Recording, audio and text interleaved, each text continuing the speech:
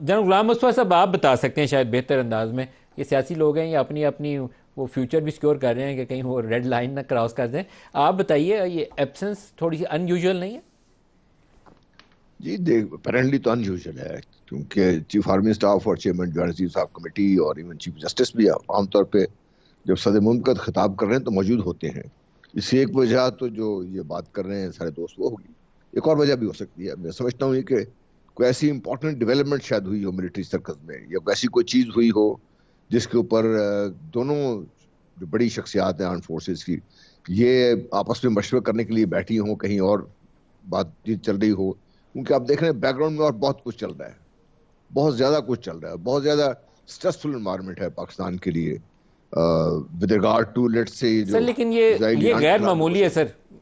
आप उसको जी नहीं, कवर अप करें, ठीक है, लेकिन ये मैं गैर मामूली मैं है, कह रहा ये हूँ गैर नॉर्मल मामूली, सिचुएशन नहीं है। गैर मामूली है, बिल्कुल सही है, मैं आपसे कहूँ गैर मामूली है।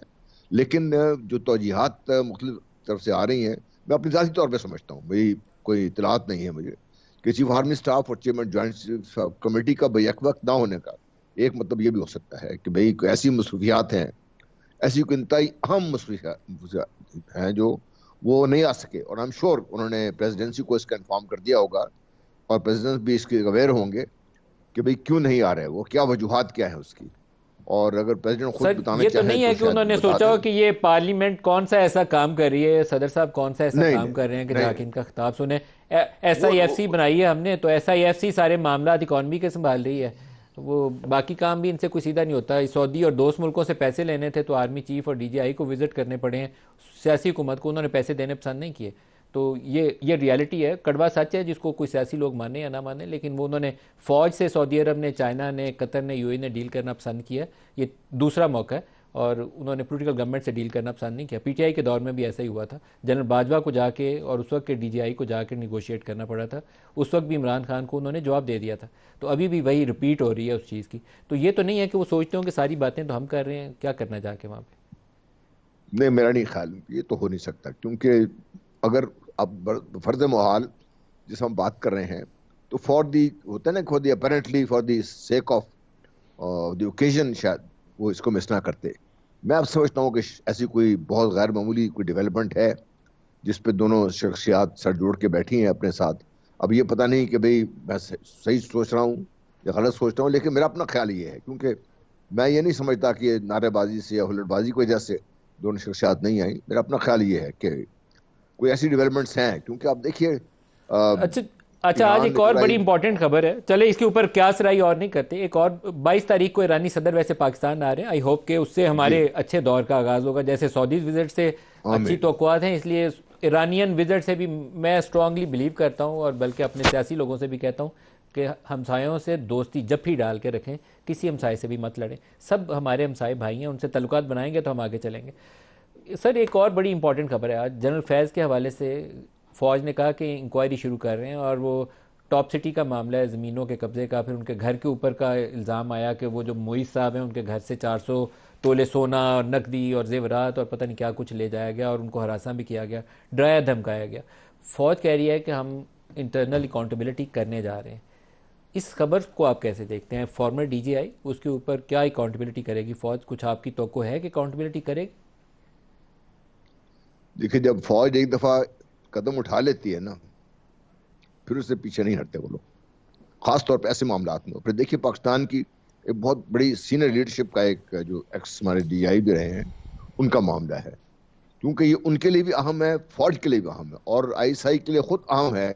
उनके सरबराह का नाम वन वे दी अदर उसके बारे में बात सारी वाजह हो जाए, वरना ये जिस तरीके से इल्जाम तराशी चलती है, बात चलती है, इल्जाम लगते हैं, वो बढ़ता जाएगा, कम नहीं होगा। आज जनरल फैज के हो रहा है, कल और दूसरों की बात करना शुरू कर देंगे लोग।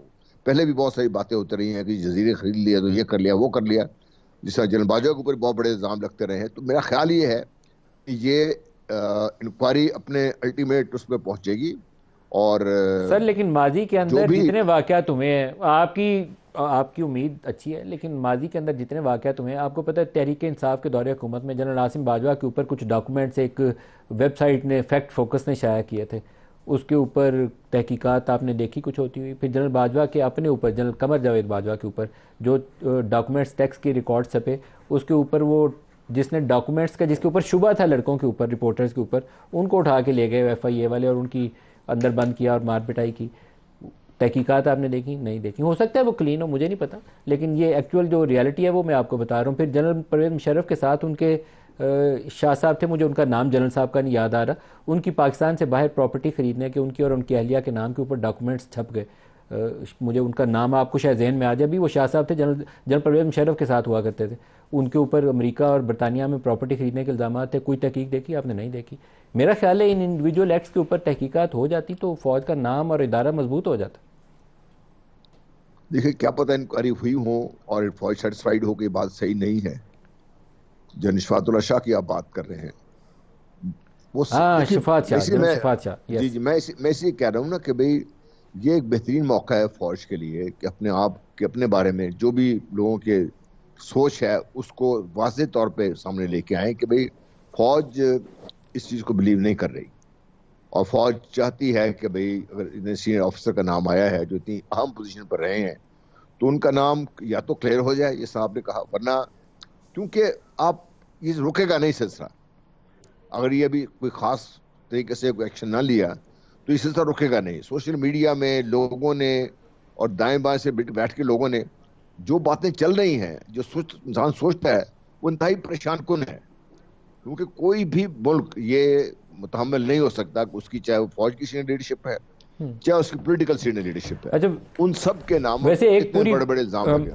सारे पाकिस्तानी कौम के लिए मतलब 8-10 लाख की फ़ौज है और लार्जली बहुत अच्छे प्रोफेशनल लोग हैं। अगर उसमें 3 या 4 लोगों का नाम आता है तो उससे पूरी फ़ौज को इल्ज़ाम नहीं देना चाहिए। सोशल मीडिया पे जब भी कमेंट्री हो तो उस पर्सन स्पेसिफिक या केस स्पेसिफिक होनी चाहिए, पूरी फ़ौज के ऊपर इल्ज़ाम नहीं जाना चाहिए।